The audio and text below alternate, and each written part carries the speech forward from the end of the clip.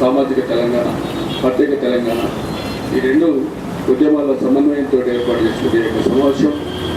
మరి పెద్దలు దీనికి ప్రారంభోత్సవం చేసిన మన పూజ్యులు మన బాపూజీ గారు, అట్లానే ఈరోజు తుపాకీ గుండెనిచ్చిన ఆంధ్ర ప్రజల ప్రీతం నాయకుడు అన్న గద్దరన్న గారు, ఇక్కడ రెండు ప్రాంతాలకు కూడా సమన్వయం చేస్తూ సామాజిక తెలంగాణకు, సామాజిక ఆంధ్రకు మొత్తంగా కూడా ఒక సిద్ధాంతకర్తగా, ఉద్యమాలకు ఉపాధ్యాయుడిగా ఉండి ఈ యొక్క ఉద్యమానికి, ఈ యొక్క కార్యక్రమానికి మొదటగా ఉన్న, దీనికి రచనలుగా ఉన్న, దర్శకునిగా ఉన్న, దార్శకునిగా ఉన్న మా అన్న మన ఉషా గారికి, అట్లనే ఇక్కడ మా మిత్రులు, ఇక్కడ సభను అలంకరించిన పెద్దలు, ఇక్కడ రాయలసీమ ప్రాంతం నుంచి, అట్లనే ఆంధ్ర ప్రాంతం నుంచి, ఉత్తరాంధ్ర ప్రాంతం నుంచి, తెలంగాణ ప్రాంతం నుంచి వచ్చిన ఉద్యమ మేధావులు అందరికీ కూడా సామాజిక తెలంగాణ మహాసభ ఇక్కడ ఉద్యమాభివందనలు తెలియజేస్తూ, ఇప్పుడు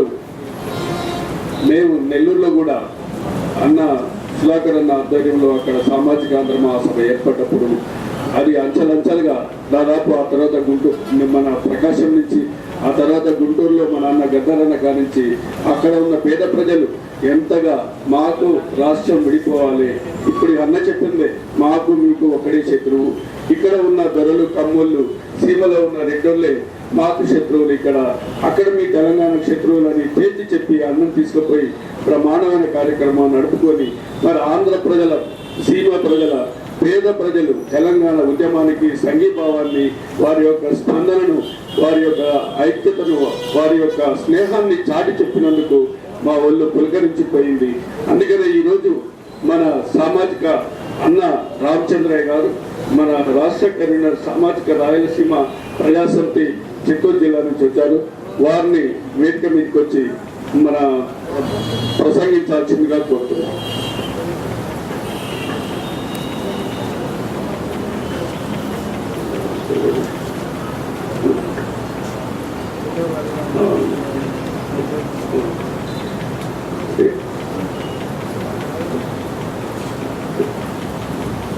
పద్మావతి గారు, రాష్ట్ర కన్వీనర్ దళిత మహిళా సభ, సామాజిక ఆంధ్ర మహాసభ కో కన్వీనర్ గారు వారి యొక్క సందేశాన్ని ఇవ్వాల్సిందిగా కోరుతున్నాం.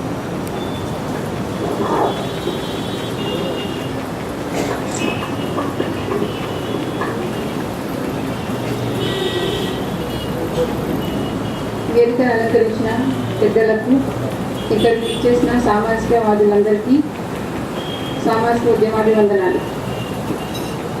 రాష్ట్రం సమైక్యంగా ఉన్నప్పుడు మనం ఎందుకు ఈ సామాజిక అంశాన్ని మాట్లాడుకోలేకపోతున్నాం?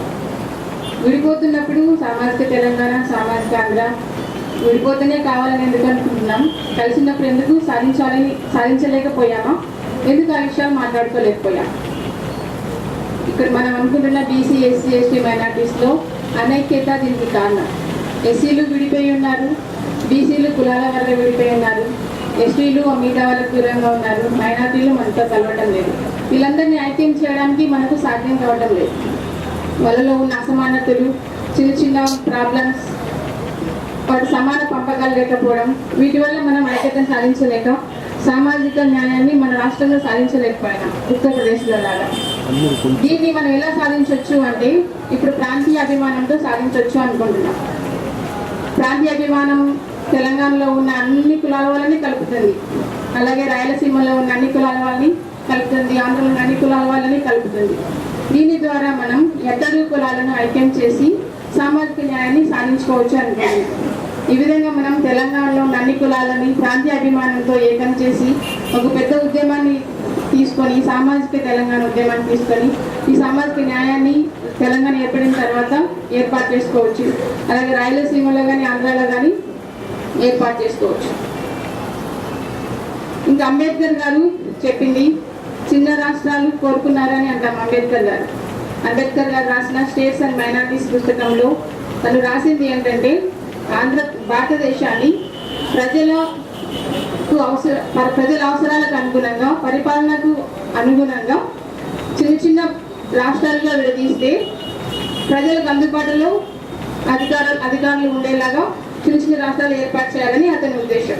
ఆ విధంగా తెలంగాణ చిన్న రాష్ట్రంగా ఏర్పడినా, ఆంధ్ర ఏర్పడినా, రాయలసీమ ఏర్పడినా రాష్ట్రాలు కానీ అధికారులు కానీ ప్రజలందరికీ అనుకూలంగా ఉంటారని, వాళ్ళ పనులు సక్రమంగా జరుగుతాయని ఈ ఉద్దేశంతో ఒక చిన్న రాష్ట్రాన్ని కోరుకున్నారు. మనం దీన్ని సామాజిక కోణంలో కూడా ఆలోచించి ఈ నిర్ణయాన్ని తీసుకుంటున్నాం. ఇంకా ఆత్మగౌరవం, తెలంగాణ ఆత్మగౌరవం అని మాట్లాడుకుంటున్నాం. తెలంగాణ ఆత్మగౌరవం అంటే తెలంగాణ ప్రాంతానికి ఆత్మగౌరవం ఉండదు, తెలంగాణ ప్రజలకు ఆత్మగౌరవం ఉంటుంది. కానీ తెలంగాణ ప్రజల ఆత్మగౌరవం పోయింది ఆంధ్ర రాయలసీమ వల్ల అంటే తెలంగాణ ప్రాంతంలో ఏ ప్రజల యొక్క ఆత్మగౌరవం పోయింది? అగ్ర కులాల వాళ్ళ ఆత్మగౌరవం ఎక్కడా పోలేదు.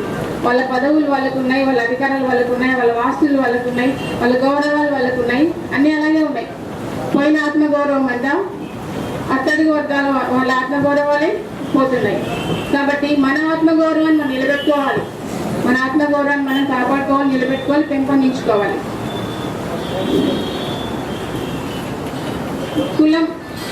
కులం అనేది వాస్తవం. ఏ కులం వాడు అధికారంలో ఉంటే, ఏ కులం వాడు సీఎం అయితే ఆ కులం వాళ్ళు అన్ని రకాలుగా అభివృద్ధి చెందుతారు. అలాగే ఏ ప్రాంతం వాడు అధికారంలో ఉంటే ఆ ప్రాంతం పైన దృష్టి పెడతాడు, ఆ ప్రాంతాన్ని అభివృద్ధి చేసుకుంటాడు. రాయలసీమ ప్రాంతం నుంచి సీఎం వస్తే రాయలసీమ ప్రాంతం లేదంటే వద్దన జిల్లాని మాత్రం అభివృద్ధి చేసుకుంటున్నాడు, మిగతా ప్రాంతాన్ని పట్టించుకోలేకపోతున్నాడు. అలాగే ఆంధ్ర కానీ తెలంగాణ కానీ మనం ప్రాంతాన్ని అభివృద్ధి చేసుకోవడానికి ప్రతి ప్రాంతం నుంచి ప్రాతినిధ్యం ఉండాలి. అలాగే ప్రతి కులం నుంచి కూడా ప్రాతినిధ్యం ఉండాలి. ప్రతి కులం వాడు కూడా అధికారంలో ఉంటే వాళ్ళు వాళ్ళ కులం వాళ్ళని అభివృద్ధి చేసుకోవడానికి దోహదపడుతుంది.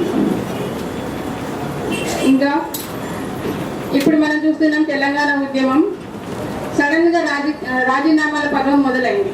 కారణం ఏంటి? ఎందుకు ఇది పర్వం మొదలైంది? తెలంగాణ వస్తే ఏం జరగబోతుందో అన్న భయం అగ్ర కులాల్లో మొదలైంది. దీనివల్ల కేంద్ర ప్రభుత్వం తెలంగాణ మాట్లాడకుండా ఉండడం కోసం కొంతమందికి పదవులు ఇచ్చింది. ఒకరికి డిప్యూటీ స్పీకర్ అట్టడి కులం వాడికి, ఒకరికి డిప్యూటీ సీఎం అట్టడి కులం వాడికి. వాళ్ళ జనాభా వాళ్ళ తెలంగాణ గురించి మాట్లాడకుండా ఉండడం కోసం ఆ పదవులు ఇచ్చి నోరు ముట్టించాలని చూసింది. కానీ తెలంగాణ వస్తే ఏం జరుగుతుందో అని అగ్ర కులాల్లో ఏం మొదలైందంటే ఆఘాతం. వీళ్ళు పదవుల్లో ఉన్నారు, రేపు తెలంగాణ వచ్చేస్తే వీళ్ళే సీఎంలు స్పీకర్లు అవుతారేమో, డిప్యూటీ సీఎంఏ సీఎం అవుతాడేమో, డిప్యూటీ స్పీకరే నాకు స్పీకర్ అవుతాడేమో. మరి మేమేమైపోవాలి, మా కులం ఏమైపోవాలి, మా అధికారం ఏమైపోవాలి? వెంటనే ఏం జరిగింది? అన్ని పార్టీలో అగ్ర కులాల వాళ్ళంతా ఏకమై మాట్లాడుకొని రాజీనామా పర్వం మొదలు పెట్టినారు. అంటే వాళ్ళలో సామాజికంగా వాళ్ళంతా ఏకమవుతున్నారు, కానీ మన వాళ్ళు ఆ విధంగా కావడం లేదు. మనమైతే ఎలాగైతే అగ్ర కులాల వాళ్ళం సామాజిక న్యాయం కోసం ఏకమవుతున్నామో మన ప్రజాప్రతినిధుల్లో కూడా అటువంటి ఐక్యతను మనం తీసుకొని వచ్చేలాగా ప్రయత్నాలు చేయాలి. మన ప్రజాప్రతినిధుల్లో ఉన్న ఎస్సీ ఎస్టీ బీసీ మైనారిటీస్ అంతా కూడా మాకు సామాజిక తెలంగాణ కావాలి అని అడిగేలాగా వాళ్ళని మనం మోటివేట్ చేయగలిగితే మనం వచ్చే తెలంగాణలో సామాజిక న్యాయాన్ని ఏర్పాటు చేసుకోగలుగుతాం, ఆంధ్రలో అయినా రాయలసీమలో అయినా కూడా. మొన్న ఢిల్లీలో జరిగిన సంఘటన, హరీష్ రావు అనే ఎమ్మెల్యే దళితుల పైన జరిగిన దాడి, అది నాకు అగ్రకుల దురహంకారం. ఒక అధికారి పైన అధికారితో మాట్లాడొచ్చు, పోట్లాడొచ్చు, ఏమైనా చేయి చేసుకోవడం అనేది అనాగరికమైన చర్య. అది ఎవరైనా కానీ ఆ అనాగరికమైన చర్యని అక్కడ ఎక్కడో వేరే ప్రాంతంలో ఢిల్లీలో చేసిన అతను రేపొద్దున తెలంగాణ వస్తే తెలంగాణలో ఉన్న మన బ్రతుకుల్లో ఎలా ఆడుకుంటారు వాళ్ళు? అక్కడే మనం రుజువు చేసుకోవచ్చు. మన దళితులకు, బీసీలకు, ఎస్సీ ఎస్టీలకు మనకు దిక్కు ఉండదనేది ఇక్కడే మనం రుజువు చేసుకొని వాళ్ళ చేతికి అధికారం పోకుండా కాపాడుకోవాల్సిన బాధ్యత మనందరిపైన ఉందని గుర్తు చేస్తూ సామాజిక తెలంగాణ, సామాజిక రాయలసీమ, సామాజిక ఆంధ్ర వీటిని సాధించుకోవాలని కోరుకుంటున్నాను. అలాగే ఈ ప్రజాప్రతినిధుల్లో చైతన్యం తీసుకురావాలి. ముఖ్యంగా మన ప్రజాప్రతినిధుల్లో చైతన్యం తీసుకుని వస్తే ఈ మార్పులన్నీ జరుగుతాయి. ఇప్పుడు తెలంగాణ ఉధృతంగా మారడానికి కారణం ఏంటంటే ప్రజల్లో ఎంత ఉద్యమం వచ్చినప్పటికీ జరగని మార్పులన్నీ ఇప్పుడు ఎందుకు జరుగుతున్నాయి? ఎందుకు మాట్లాడుతుంది అంటే ఉద్యమం అనేది ప్రజాప్రతినిధుల చేతుల్లోకి వెళ్ళిపోయింది. వాళ్ళు మాట్లాడినప్పుడు మాత్రమే అందరూ స్పందిస్తున్నారు. కాబట్టి మన ప్రతినిధులు కూడా మాట్లాడితే స్పందన వస్తుందని కోరుకుంటూ ఈ అవకాశం ఇచ్చిన పెద్దలందరికీ కృతజ్ఞతలు చేసుకుంటూ ముగిస్తాను.